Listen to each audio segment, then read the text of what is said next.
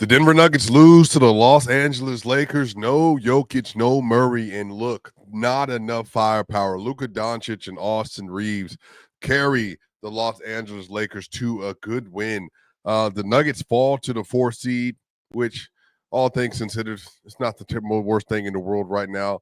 The season is rolling down to the last stretch of the year, and the Nuggets are trying to get as much rest as possible for Nikola Jokic and Jamal Murray, dealing with some injuries to the ankle, injuries to the elbow, and they're just wanting to make sure they get as much rest as possible. But y'all, beyond the game, there's some things that I want to talk about, y'all. Y'all know what time it is. Y'all know what time it is. You know where you at.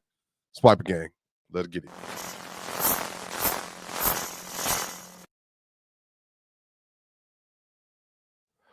Denver Nuggets lose to the Los Angeles Lakers, and honestly, a game that could have been a lot worse than what it was. They lose 120 to 108, y'all. But look, in the first quarter, the Lakers, 46 points scored in the first quarter. The Lakers had 46 points in the first quarter. That's the most points they scored in any quarter this year. The Lakers shot 69.6% from the field and 64.3% from three. And the Denver Nuggets had all of their best defenders this year on the court. Now, here's the thing. What I actually thought about over the course of this game more than anything else, they got within 13 at one point in the third quarter. And then Austin Reaves made 3 really good plays, and it put them back up by 20. And the game was kind of over from there. You know, the Nuggets had been trying to they had an 18-4 run at the end of the second quarter to get back into the game. So they made moves. They definitely tried. But they just didn't have the firepower to stay with what they were doing. But then on the other end, they also just defensively, except for a few stretches in the game, they just weren't committing enough to stop on that end. At one point in time, the Lakers had a 131.3 offensive rating in this game. They ended up with a 117.6. Nuggets had a 105.9. So it wasn't terrible, but still pretty bad. Overall, y'all, the Nuggets, there's so many things that I want to say from a basketball standpoint, but the biggest thing and the biggest takeaway I have is just when Jokic and Murray are not out there, this team just looks like a completely different roster. And in large part, they just don't have the athletes that you need. They just don't have the players on the roster to do the job that is needed. And it's unfortunate. But one of the things I said is that I think these games being on national television give us a great view of what exactly Calvin Booth has prioritized over the last 3 off seasons. I've said that this is an abject failure in the building around the core. The players accumulated in no way reflect what this team needed. Yeah, I really don't try to be super hard. I really don't. But one of the things that I was thinking about going through the game, the Nuggets that have been drafted and or accumulated, I want y'all to listen to this. This is the Nuggets that have been drafted and or accumulated via free agency over the last 3 off seasons. Christian Brown and Peyton Watson were drafted the title year. We know that. But then Julian Strawther, Jalen Pickett, and Hunter Tyson were drafted the next year. Zeke Naji was given a contract extension. And then you had Vlaco Chanchar, who was brought back, and then PJ Hall and Spencer Jones. And the question that I asked was, how many of those players are like above average NBA athletes? And a lot of people felt like 2 for the most part. But they also are saying that only 2 of those players are, honestly, y'all, maybe only 1 in Christian Brown is a guaranteed rotation player on every other team in the league. I think Peyton, if he didn't get hurt, I think he'd be there right now. I think he had really good stretches in this game. But I think that Peyton not being there for that month due to injury did affect him a lot. Overall, Peyton today, he had 12 points, 2 rebounds, and 2 assists. Then you had Aaron Gordon, by the way, 26 and 11 tonight, 64% from the field and 5 and 9 from 3. He looks excellent tonight. Like Aaron Gordon, if he's playing like this, he gives them a different attitude and just a different flair about him. Like defensively, he locked in the second quarter. Offensively, like he's been their best floor spacer. I shared with Rod today, one of my homies on Twitter. You know, he's shooting 47.7% from three on catch and shoot threes this year, which is just incredible. But I just have a lot of questions about like what the idea was behind the supporting cast on this roster. Because if I'm reading through Christian Brown, Peyton Watson, Julian Strawther, Jalen Pickett, Zeke Naji, Spencer Jones, Hunter Tyson, Blacko Chanchar, and PJ Hall, I'm trying to understand what were you looking to do? Like, what were you looking to accomplish with that unit? Because you have two legitimate athletes that are a part of your defensive core in Brown and Watson, but everybody else is kind of just like a negative NBA athlete. Zeke Naji is a good NBA athlete, but he also, prior to this year, just wasn't playing a lot. So even if you include Zeke in it, that's 3 out of 9 players. And I'm just like, you know that Jokic is not great in space. You know he's not a great rim protector. You know Jamal Murray is 6'4", but he's your worst option to attack outside of Michael Porter Jr. So what was the reason in like having less athletes around? Because, you know, when you look at the Thunder like drafted Cason Wallace, they drafted J-Dub, they drafted Chet. This is right, it's Jay. They have Alice Caruso, they got Isaiah Hartenstein. Like they're either really good athletes or they're like really savvy veterans who know how to be locked in on the defensive end, especially. Kenrich Williams, even like a really savvy veteran who knows how to play defense. And then you got Lou Dort. Like Lou Dort just knows like he's an athlete, great defender, tenacious. Like the Nuggets don't have that kind of thing on their roster. And I think that's what I'm just wondering, like,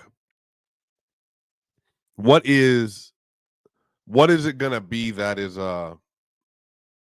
what is it gonna be that Booth and them kind of reprioritize, you know, this next offseason? Because, you know, everybody sees it. And that's why I said that's why I love national television games. Everybody can see you're not fast enough on the perimeter. You're not quick enough on the perimeter defensively, and you don't have enough athletes. So one of the reasons the Nuggets, even today, like had their worst they had their worst defensive quarter of the season in the first quarter. Now, some of that like shot variance, they were hitting a lot of shots, but I want to credit them. They're running good offense too. But the Nuggets, they have so many players that are disconnected defensively. Like some of that's like with Malone in the scheme and the rest of the coaches, like they don't look connected. They don't play physical. They don't play with aggression. They did in the second quarter on an 18-4 run, but outside of that, you didn't get it. You got it in the third quarter a little bit. So what is it that the front office wants to accomplish over the next several months with this roster? Because I truly like, and again, like this is March, like I understand that, but there has to be like some solves for the fact that, you know, you're going to need more defenders and more athletes around Jokic and Murray. You know, and I said again today, you know, and don't even bring up Dario Saric, a non-defending big who's a worse rim protector and is slower and a worse athlete than Jokic, who can't play next to Jokic and doesn't have the offensive tools to make up for the defensive lapses, but he's the 6th highest paid player on the roster, y'all, and he doesn't play. He doesn't play because he can't play. And Malone knows he can't play, and Malone doesn't want to put the team in a bind. Do you know Dario Saric, the highest paid added player to this roster, has played 15 games this year? I just looked it up. I knew it was around 15. He's played 15 games this year. So you drafted a bunch of players that are not high-level athletes, and then you signed Dario Saric, who's a horrible athlete, next to a team that needs athleticism and a center that needs athleticism, and he's not playing. He played 15 out of almost 70 games this year, out of now 70 games this year. And then on top of that, you let KCP go because you just felt like he wasn't worth the money. And I'm sitting here looking at it like the team is literally, they're clawing in desperation for players that can do Now, Deron Holmes is a different deal. Deron Holmes like falls into the Peyton Watson, Christian Brown tier. I think he's going to be a really, really, really good athlete, and he's going to be a good player in the league. But that's what I'm trying to understand. So, like, let's just add Deron Holmes to that. So, Deron Holmes, Peyton Watson, and Christian Brown. So, where did the break come from with like Julian Strother, Jalen Pickett, and Zeke Naji, and Spencer Jones, and Hunter Tyson, and Vlaco, and PJ Hall? Like, where did the break come from? And why give up KCP for nothing? Like, they're just slow. Like, the Nuggets look slow. And Michael Porter Jr., who everybody knows how I feel about Porter, man. Like, he's, when I first started this channel, like, I've been super high on him. Porter had 12 points today. He had 3 steals. He didn't do anything, I believe, in the third quarter for the most part. And he got attacked relentlessly defensively. Like, he just doesn't have the ability to stay in front consistently. And I'm saying that, like, y'all, like, we're past that point now. Like, I can we just have an honest conversation, y'all? The Nuggets are past the point of Murray and Jokic, and then you're just having a bunch of mid-level athletes around them. Like, we're beyond that era of Denver Nuggets basketball.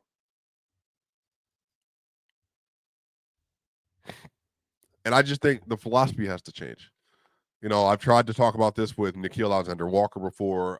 So remember when the year before they won the ring, I was telling people like Bruce Brown is like another player that fits this, like, because he can do 1 through 4.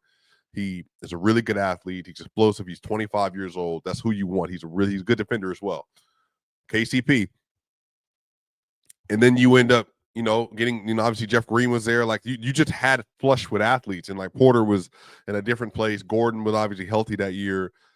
Then you had the third best defense in the playoffs all of a sudden. You had the number 1 offense and the third best defense in the playoffs. And it's like, oh, you went 16-4. And then every year they kind of have just went away from that philosophy of like flush athletes and making sure that you had like defenders all over the place. And now this team looks worse than it has in years defensively. Even without Jokic on the court, that is another thing that makes this what it is. Even without Jokic on the court versus a team that can drive and attack and has multiple ball handlers, the Warriors don't have a bunch of ball handlers. They got Steph, and he can't get by everybody consistently. He can't even get by MPJ consistently. And that's it. A bunch of straight line athletes. But when you play versus Reaves and Luka and Braun, that's when the Nuggets are like, all right, they're having to like run a lot of zone, playing versus the Thunder with Cason Wallace and SGA and J-Dub and all that stuff. Now you're playing more zone because you don't have the athletes. Like, y'all, like, there's a theme here. So if anything, it's just games like this that make me more frustrated that the planning that went into this team was so poor that this is what everybody's looking at, and everybody's kind of just dealing with it. You accept that this is what the team is because there's nothing you can do until the summer. And I'm saying that Jokic is having the best offensive season ever. And I think Jokic is having, this is the thing, y'all, I wish people could be honest about. It is not coincidental that Jokic is having, of the last 5 years, maybe his second worst defensive year on the most ill-equipped defensive team he has been on, relative to the year he was playing in. Like in 2021, 21, 22, the NBA was way different. 21, 22, 23, when they won the title, the NBA was different than it is now. If you don't got multiple ball handlers and multiple athletes and you got playing aggressive physical style defense and able to just harass people on the perimeter, then you're not winning. Like, if the Nuggets had defenders that were harassing people on the perimeter, Jokic would be having a much better defensive season because now the job is being made easier. The same thing even now with Luka with the Mavs last year, or Luka now with the Lakers team. Like, they're harassing people on the perimeter to make it as easy as possible. So the Nuggets are not that. They're not that. And the defensively, they're not that. And so offensively, yeah, sure. But the team is just not good enough, man. They're not deep enough. They don't have the right mix of things. They're not physical enough at the point of attack. Like when you're physical at the point of attack as a defender, you disrupt the play. You're disrupting what the other team is trying to start. And the Nuggets will do that in periods like they did in the second quarter, but they cannot substantiate that for a whole game, which is why they're the worst defense in the first half of the NBA, and they're a top 8 defense in the second half in the NBA. Because when they actually commit the effort, because the Nuggets have to make up for a lack of athletes with higher effort. But when you have more athletes, you don't have to have the same amount of effort as a team with less athletes. The Thunder are a bunch of athletes. The Thunder have a lot of athletes, and they play really hard. Magic, a lot of really good athletes defensively, and they play hard. I think the Lakers are like good athletes, but they play really hard because they have to. Because JJ's getting it out of them. They have good athletes, but they have better athletes than Denver does. That's what I'm saying. It's just like they have to pick a side. Like you have to pick something. You can't pick non-great athletes and non-floor spacers. What do you mean? Like you can't. You just not the way it works. Like you have to have an offensively inclined team with a bunch of shooters, where you have a lot of really great athletes and you're hounding people. And that's what I'm saying. Like why walk the in-between line? And tonight was just another example of that, unfortunately. So it is what it is, y'all. This season's been a roller coaster for everybody. I know everybody's frustrated. I'm frustrated. You know, people are like, why are you talking about? Because this is how I process what I'm seeing. Because I'm watching Cleveland. I know Cleveland got a bunch of athletes, but their offense is just modern. I know what they are. I watch OKC, great team. I watch Boston, a bunch of athletes, but they also know exactly what they're doing, and they're able to play high-level defense. Like you watch even this iteration of Lakers, you see Memphis, like you see teams that are like able to just kind of kicking in gear athletically, and it's like the Nuggets are the number one transition team in the league because of their passing and Jokic and Russ and all that stuff. But because they have to, because offensively they have walls they run into. So I just think the team's going to look drastically different by next year. Because it has to. But that's going to do it, y'all. I'll be with Ryan Blackburn tomorrow for a Locked On Nuggets around 2 p.m. Eastern Standard Time. Y'all know what time it is. See you on the other side.